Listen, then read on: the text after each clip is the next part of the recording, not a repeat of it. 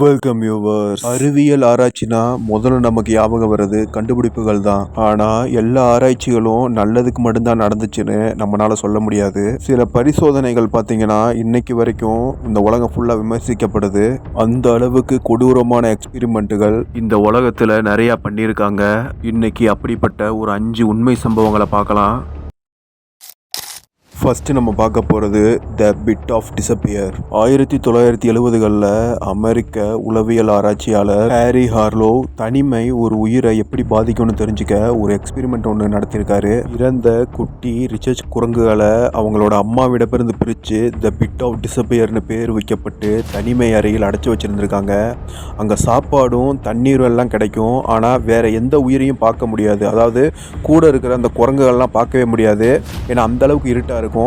யாருக்கிட்டையும் தொடர்பு இருக்காது. சில வாரங்களுக்கு பிறகு பார்த்தீங்கன்னா அந்த குரங்குகள் வழக்கமான நடத்தையை இழக்க ஆரம்பித்தது. சிலது அசையாமல் இருந்துச்சு. சிலது பார்த்தீங்கன்னா தங்களையே காயப்படுத்திக்க ஆரம்பித்தது. வெளியே எடுத்த பிறகும் மற்ற குரங்குகளோடு இயல்பாக பழக முடியலை. இந்த பரிசோதனை பார்த்தீங்கன்னா வெளியே தெரிஞ்ச பிறகு உலகம் முழுக்க கடும் எதிர்ப்பு எழுந்தது. ரெண்டாவது நம்ம பார்க்க போகிறது பார்த்தீங்கன்னா ஸ்டான்ஃபோர்ட் பிரிசன் எக்ஸ்பெரிமெண்ட். 1971 அமெரிக்காவில் ஒரு போலீஸ் சிறைச்சாலை ஒன்று உருவாக்குறாங்க. கல்லூரி மாணவர்களை பார்த்தீங்கன்னா 2 டீமாக பிரிக்கிறாங்க. பிரித்ததில் ஒரு டீம் கைதிகள், இன்னொருத்தவங்க காவலர்கள். அந்த மாதிரி சொல்லிட்டு ஒரு எக்ஸ்பெரிமெண்ட் ஒன்று நடத்துகிறாங்க.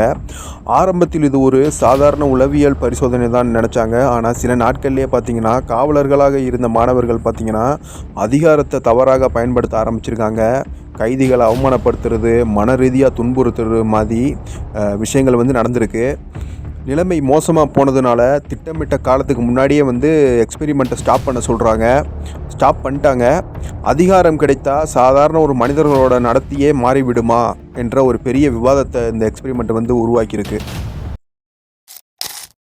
மூணாவதாக நம்ம பார்க்க போகிறது பார்த்தீங்கன்னா MK அல்ட்ரா எக்ஸ்பெரிமெண்ட். 1950களில் பார்த்தீங்கன்னா அமெரிக்க உளவுத்துறை CIA ரகசியமாக ஒரு திட்டத்தை ஆரம்பித்தது.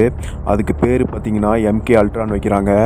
ஒரு மனிதனோட மனசை கட்டுப்படுத்த முடியுமா, அவனோட நினைவுகளை மாற்ற முடியுமா, இதுதான் நோக்கம். இந்த திட்டத்தில் பார்த்தீங்கன்னா சிலருக்கு அவர்கள் முழுமையாக சம்மதிக்காமலேயே மருந்துகள் கொடுக்கப்பட்டதாகவும், குறிப்பாக LSD போன்ற போதைப் பொருட்கள் பயன்படுத்தப்பட்டதாகவும் பின்னர் தெரிய வந்தது. பல வருடங்கள் இந்த திட்டம் ரகசியமாக இருந்தது. பின்னாடி ஆவணங்கள் வெளியான பிறகு தான் உலகம் இதை பற்றி தெரிஞ்சுக்கிடுச்சு. இது வரலாற்றிலேயே மிகவும் சர்ச்சைக்குரிய ரகசிய திட்டங்களில் ஒன்றாக கருதப்படுகிறது. இப்போ நாலாவதாக நம்ம பார்க்க போகிறது எக்ஸ்பெரிமெண்ட் பார்த்தீங்கன்னா டஸ்கிகி செபிலி ஸ்டடி எக்ஸ்பெரிமெண்ட். 1932 அமெரிக்காவில் ஒரு மருத்துவ ஆராய்ச்சி ஒன்று ஆரம்பித்தாங்க. சிபிலிஸ் நோய் இருந்த நூற்றுக்கணக்கான ஏழை ஆப்பிரிக்க ஆண்களை பார்த்து தேர்வு செஞ்சு அந்த ஆய்வுக்கு தேர்வு பண்ணாங்க. ஆனால் அவர்களிடம் பார்த்தீங்கன்னா எந்த ஒரு உண்மையும் சொல்லலை. பின்னர் அந்த நோய்க்கு பயனுள்ள சிகிச்சை கிடைத்த பிறகும் பலருக்கு அது கொடுக்கவும் படலை.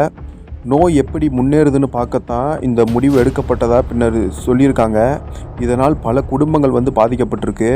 இந்த சம்பவத்துக்கு பிறகு மருத்துவ ஆராய்ச்சிகளில் நோயாளிகளின் சம்மதம் மற்றும் உரிமைகள் குறித்து கடுமையான ஒரு விதிமுறைகள்லாம் கொண்டு வந்திருக்காங்க. அஞ்சாவதாக நம்ம பார்க்க போகிறது பார்த்தீங்கன்னா யூனிட் 731. 2ஆம் உலகப் போர் அப்போ பார்த்தீங்கன்னா ஜப்பான் இராணுவத்தில் யூனிட் 37 ஒரு எக்ஸ்பெரிமெண்ட் ஒன்று பண்ணுறாங்க. ரொம்பவே கொடூரமான பரிசோதனைகள் நிறையா நடந்திருக்குது. போர்க்கைதிகள் மற்றும் பொதுமக்கள் மீது பாக்டீரியாஸ், அதாவது உயிர்கொல்லி நோய்கள் இதெல்லாம் நிறையா கொடுத்து இந்த மாதிரி எக்ஸ்பெரிமெண்ட் பண்ணியிருக்காங்க. கடுமையான குளிர் மற்றும் வேறு பல மனிதாபிமானமற்ற சோதனைகள் நடத்தப்பட்டதாக பின்னர் வெளிச்சத்துக்கும் வந்திருக்கு. இந்த சம்பவங்கள் இன்றைக்கும் உலக வரலாற்றிலேயே மிக ஒரு கொடூரமான மனித உரிமை மீறல்னு கருதப்படுகிறது.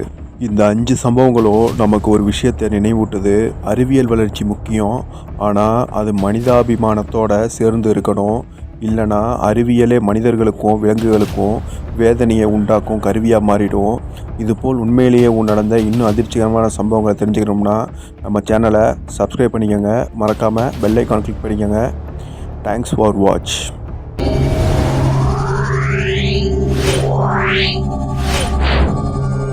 Yeah.